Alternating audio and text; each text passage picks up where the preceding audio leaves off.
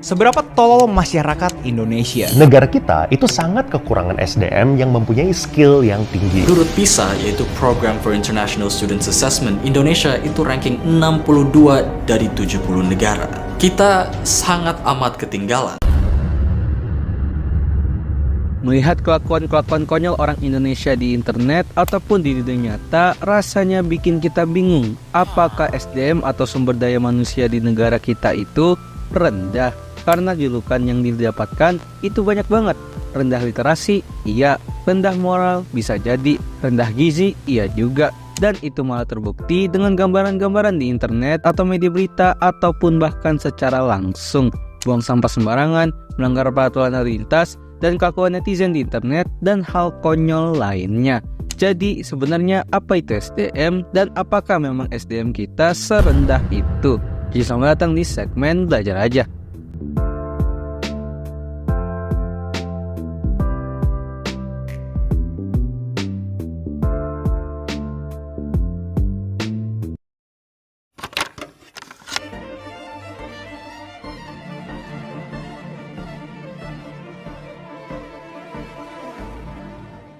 SDM atau sumber daya manusia sendiri adalah salah satu hal yang sangat penting, bahkan tidak dapat dilepaskan dari sebuah organisasi. Organisasi di sini bisa didefinisikan atau diartikan dengan sebuah kumpulan yang bisa berajuk pada sebuah perusahaan, bahkan sampai negara. Yang pada intinya, SDM bisa diartikan sebagai kualitas manusia itu sendiri, bisa dihitung atau dinilai dari beberapa faktor. Pertama, yaitu pendidikan, di mana ini bisa berbentuk sebuah literasi, wawasan, IQ, EQ, SQ, skill, dan lain-lain. Kedua adalah kesehatan, di mana ini berhubungan dengan gizi, dari pola makan sehari-hari, yang memang semua gizi merajuk pada perkembangan pola pikir dan tubuh manusia.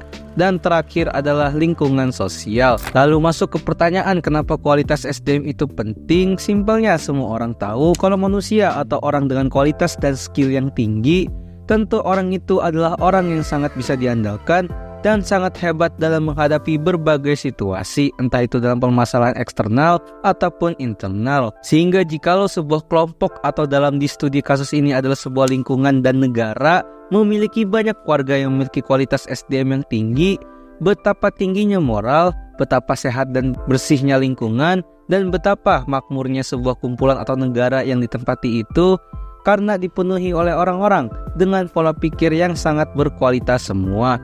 Tapi tentu saja, itu semua hanyalah impian. Nyatanya mau seberapa berkualitas sebuah negara, warganya nggak bakal 100% berkualitas. Terus emang Indonesia itu separah apa?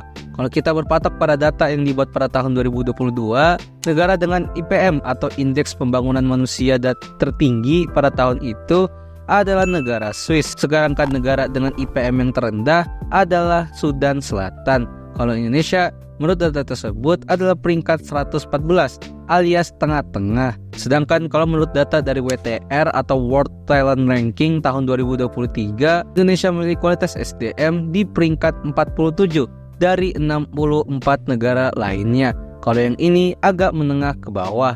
Tapi selain data, mari kita lihat faktanya. Kalau kalian melihat-lihat di internet ataupun secara langsung, undang gak heran banget kalau warga Indonesia ini kadang-kadang agak lain. Mulai dari hal sekecil membuang sampah pada tempatnya saja, warga sini kelihatan banget masih kurang melek. Atau misalnya pada peraturan lalu lintas saja, masih pada rada-rada semua. Naik kendaraan tanpa helm, menyerobot-nyerobot dan selap-selip sehingga jalanan jadi nggak tertib, dan juga menggunakan fasilitas prioritas tanpa adanya kepentingan seperti menggunakan lampu strobo pada kendaraan pribadi, menggunakan tempat duduk dan tempat khusus penyandang disabilitas padahal diri sendirinya tidak, dan masih banyak hal lainnya. Dan memang itu baru di dunia nyata. Di dunia internet kadang lebih parah lagi. Konten-konten dan tren bodoh, gak guna, dan bahkan berbahaya malah viral dengan mudahnya dan malah diikuti atau ditiru. Dan ironisnya malah kebalikan. Konten-konten seperti itu terkadang malah terus dikasih panggung, sedangkan konten-konten yang harusnya bermanfaat seperti edukasi atau tutorial apapun itu malah dihujat. Komentar-komentar seperti si paling edukasi ataupun sejenisnya kadang terus bermunculan pada konten-konten seperti itu. Dan yang paling parah, konten hoax atau adu domba dengan mudahnya dipercaya mentah-mentah tanpa adanya riset ataupun rasa ingin mencari tahu terlebih dahulu tentang data dan faktanya. Yang dari semua hal itulah yang menyebabkan banyak yang komentar-komentar perihal SDM negara kita yang selalu saja diejek rendah. Karena memang yang tergambarkan selalu saja seperti itu, mau itu di internet ataupun di dunia nyata. Tapi apakah semua itu artinya kita bisa menyimpulkan kalau kualitas SDM negara kita rendah? Nyatanya memang tidak seburuk itu juga.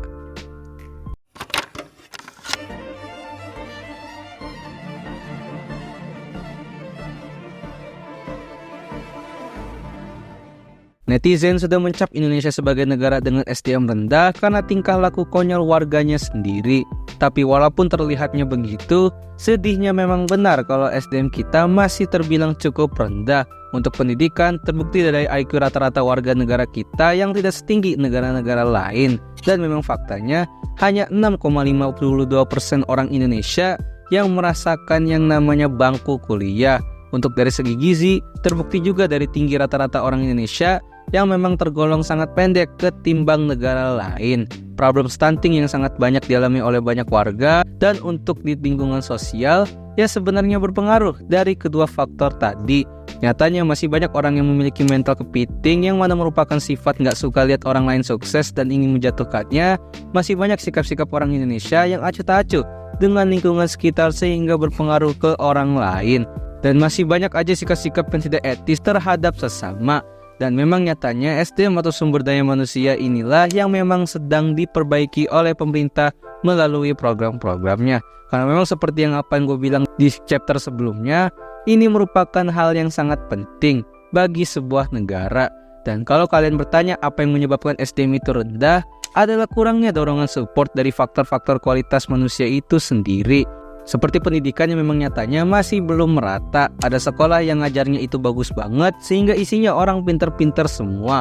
Tapi di sisi lain ada juga sekolah yang memang kualitas ngajarnya itu pas-pasan atau bahkan jelek sehingga malah tidak menghasilkan apa-apa. Udah gitu masih banyak aja oknum-oknum pengajar yang masih hanya menyementingkan dirinya sendiri dan jabatan ketimbang murid-murid dan mahasiswa-siswinya. Dan itu memang bisa merupakan faktor rendahnya gaji seorang tenaga pengajar juga. Lalu faktor-faktor seperti gizi dan kesehatan yang nyatanya warga-warga kita masih kebanyakan memakan produk yang mengandung pengawet atau makanan kemasan ketimbang makanan-makanan yang dimasak sendiri atau makanan-makanan yang memiliki gizi yang cukup tinggi. Selain itu juga kualitas fasilitas kesehatan yang memang bisa dibilang cukup mahal. Kalaupun murah, pasti layanannya benar-benar kurang. Gak jarang banyak kasus orang-orang yang sedang sakit tidak dirawat atau dikonsultasi dengan baik karena berbagai faktor, entah karena sang pasien menggunakan BPJS ataupun emang oknum tenaga kesehatannya yang agak lain. Sehingga karena fasilitas kesehatan yang tidak merata juga, inilah yang menyebabkan poin kesehatan warga kita cukup rendah juga. Yang pada intinya semua faktor tadi hanya bisa diperbaiki oleh dua belah pihak, yakni pemerintah atau pemimpin negara dan juga warganya. Kita nggak bisa menyalahkan pemerintah sepenuhnya, karena kalaupun pemerintahannya baik, kalau warganya tetap aneh-aneh ya sama aja. Tapi sebaliknya, jika warganya sudah baik tapi pemimpinnya tidak baik, ya jadi bobrok juga. Sehingga SDM memang merupakan sebuah faktor yang penting, yang kalau SDM bermasalah itu bisa berbahaya bagi sebuah negara dan memang harus bisa diperbaiki oleh kedua belah pihak. Yang sayang-sayangnya di kedua belah pihak di sini kadang masih ada yang denial aja. Tapi meskipun begitu, nggak bisa dipungkiri juga kalau masih banyak juga warga-warga kita yang memang memiliki SDM yang cukup tinggi. Terbukti dari banyaknya orang-orang baik yang syukurnya masih terus ada aja di sini. Ditambah kalau di internet masih banyak juga konten-konten positif yang bermanfaat seperti edukasi dan hal lainnya yang memang semuanya memiliki value masing-masing. Oleh karena itu, tolong hargailah orang-orang yang sudah berusaha berbuat baik atau membagikan hal-hal yang bermanfaat di negara kita.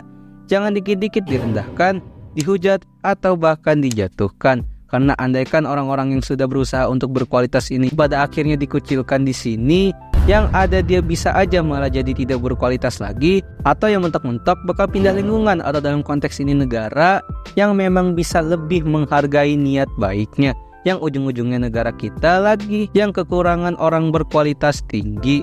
Jadi apa pandangan kalian terhadap masalah SDM di negara kita ini? Silahkan kasih pendapat kalian dengan sehat di kolom komen. Terima kasih telah menonton video ini. Gimana? Apakah kalian setuju kalau SDM Indonesia itu rendah atau masih pas-pasan aja? Silahkan komen aja. Video ini gue niatkan untuk edukasi dasar dan paling simpel dari permasalahan kualitas sumber daya manusia atau SDM yang memang cukup problematik di negara kita karena tidak meratanya faktor-faktor kualitas tadi yang memang solusinya dari dulu hingga sekarang terus dipikirkan oleh pemerintah dan memang kita sebagai warga harus ikut andil berkontribusi juga. Jadi kalian suka segmen ini gak? Bisa banget buat share video ini. Jadi jangan lupa subscribe Dazzle. Dah.